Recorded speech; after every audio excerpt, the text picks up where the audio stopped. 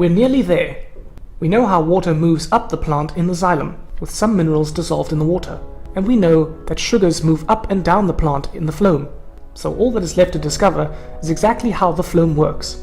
We had the transpiration stream and the transpiration pool in the xylem, but there are no forces causing translocation, so something different must happen in the phloem.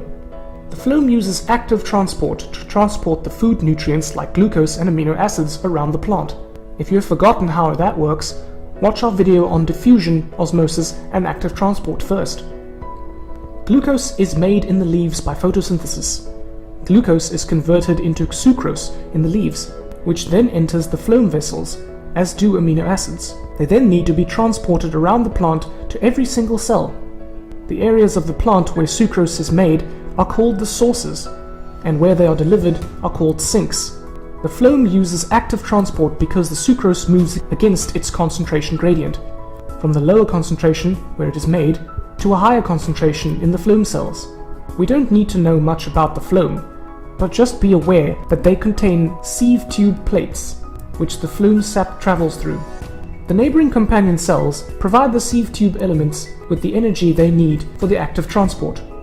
So in these 3 videos, we have learned all about the transport of water and minerals through the plant via the xylem. The transpiration of water in the leaf creates a transpiration pool, which almost physically pulls the water up through the plant. Just picture pulling water up from a well, and that is what is happening. We then also learned about the energy-driven translocation of sugars and amino acids in the phloem.